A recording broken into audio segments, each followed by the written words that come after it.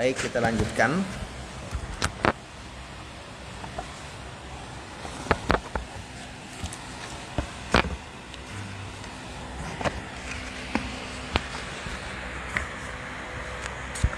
Di hadis yang ketiga ya, dari kitab Sunan Abi Daud.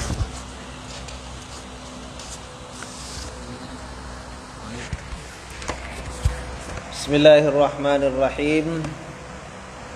Qala al-musannif rahimahullahu ta'ala, nafa'ana Allahu bihi wa bi'ulumihi fid dharain amin amin ya rabbal alamin. Nah, di situ Al-Imam Abi Daud rahimahullahu ta'ala mengatakan, babur rajuli yatabawwa'u li baulihi. Bab seorang lelaki, seorang muslim, yatabawwa'u li baulihi. Yatabawwa'u li baulihi apa maksudnya? Yaitu yattakhidhu li baulihi makanan sahlan li alla yarji'a ilaihi rasyashul baul. Maksud dari judulnya itu maksudnya. Jadi seorang yang buang air itu mencari atau mengambil untuk buang airnya itu ya. Apa dia yang diambil? Mencari apa? Tempat yang sahlan. Sahlan tuh tempat yang datar lagi lunak. Nah, gitu. Tempat yang datar lagi lunak. Di mana dia? Kenapa mencari tempat seperti itu? Li'alla yarji'a ilaihi rasyashul baul, supaya tidak kembali kepada yang buang air tadi percikan kencingnya. Nah, jadi di sini Imam Abi Daud ingin menjelaskan kepada kita di antara ketentuan syariat ketika membuang air adalah kita mesti memperhatikan tempat yang kita jadikan untuk buang air. Kalau di sini gambarannya tanah tempatnya datar dan lunak. Apa maksudnya? Artinya ketika dibuang dia nggak mercik. Nah, maksudnya apa tuh? Cari tempat yang kalau kita buang air nggak akan kembali percikan. Nah, kalau sekarang ya banyak tuh kan di Westapel apa misalnya banyak kan itu di tempat WC itu dan sebagainya. Qala al-Imam Abi Daud rahimahullahu taala,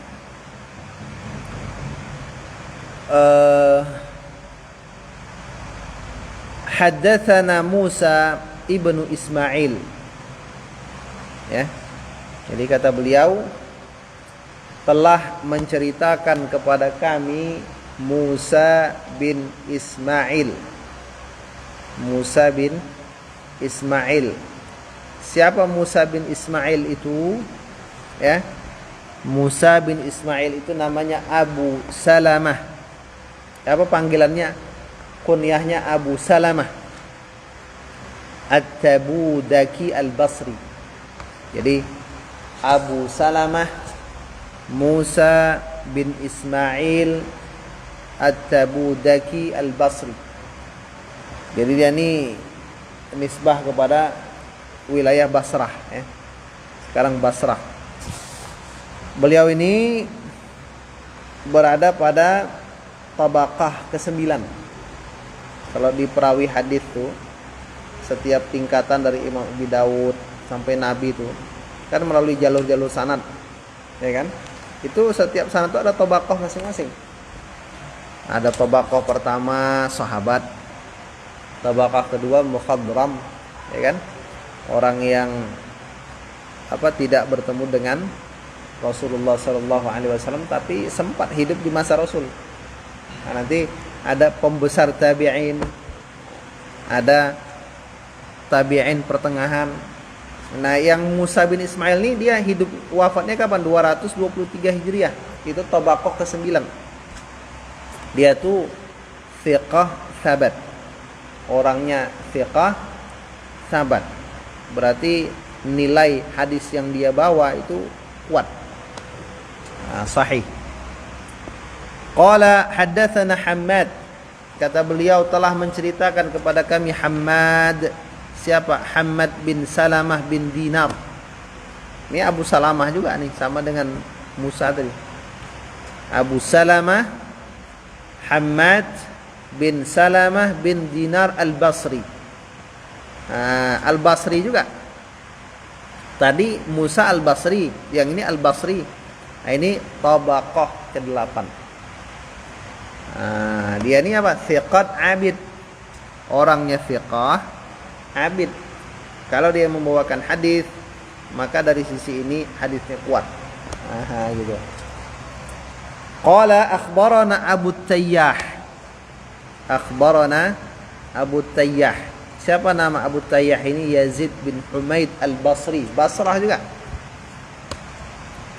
Tabaqah ke-5. Dia thiqah, sabat. Kalau dia membawakan hadis, hadisnya kuat. Itu berarti kan dari sisi sanad kuat nih, yang 3 nih. Beliau mengatakan qala haddatsani syaikhun. Kata si Abu Tayyah ini telah menceritakan kepadaku syaikhun, seorang syekh, tapi enggak disebutkan siapa namanya. Sehingga hadis ini kalau dari sisi ini dia cacat, dhaif, lemah.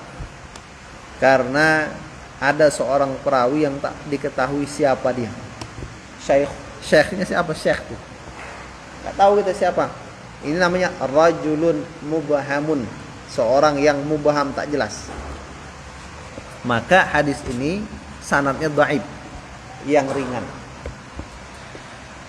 Qala, syekh itu mengatakan lamma qadima Abdullah bin Abbas al-Basrah. Tatkala Abdullah bin Abbas radhiyallahu anhuma datang ke Basrah. Jadi Abdullah itu salah satu dari tokoh ulama sahabat, datang ke Basrah dia. Hadis ini sanadnya dhaif ya, dari sisi sanad. Tapi bagaimana dari sisi isi nanti kita lihat dulu. Makanya tidak semua yang sanadnya dhaif kita hukumi hadisnya dhaif. Belum, masih digantung dulu. Lihat dulu matannya. Lihat dulu jalur lain dari hadis yang lain. Ada enggak yang menguatkan? Ketika Abdullah bin Abbas datang ke Basrah, fakana yuhaddits, maka Ibnu Abbas itu menceritakan hadis, berita an Abi Musa, dari Abi Musa. Menceritakan dari Abi Musa. Yuhadditsu an Abi Musa, tapi nanti menurut syarah ini itu Ibnu Abbas itu diceritakan hadis dari Abi Musa. Siapa yang menceritakannya? Yang menceritakannya adalah orang-orang Basrah. Jadi orang Basrah itu kalau menurut syarah ini ya, itu menceritakan kepada Ibnu Abbas tentang berbagai macam hadis. Kata mereka hadis ini dari Abi Musa. Abi Musa al-Asy'ari. Fakataba Abdullah ila Abi Musa. Lalu Abdullah bin Abbas tadi menulis surat kepada Abi Musa. Yas'aluhu an asya, di mana Abu Musa di mana Ibnu Abbas bertanya kepada Abi Musa tentang beberapa perkara dari hadis yang dia dengar dari orang Basrah tadi, yang mengatasnamakan kepada Abu Musa. Makanya boleh menerima riwayat hadis melalui tulisan. Boleh menerima riwayat hadis melalui tulisan. Boleh. Kemudian fakataba ilaihi Abu Musa, lalu Abu Musa menulis kepada Abdullah bin Abbas. Apa yang ditulisnya? Inni kuntu ma'a Rasulillah sallallahu alaihi wasallam. Sesungguhnya aku bersama baginda Rasulullah sallallahu alaihi wasallam dzata yaumin. Satu hari. Ya, satu hari aku bersama baginda Rasulullah sallallahu alaihi wasallam. Fa arada an yabul, lalu Nabi ingin kencing. Itu dia.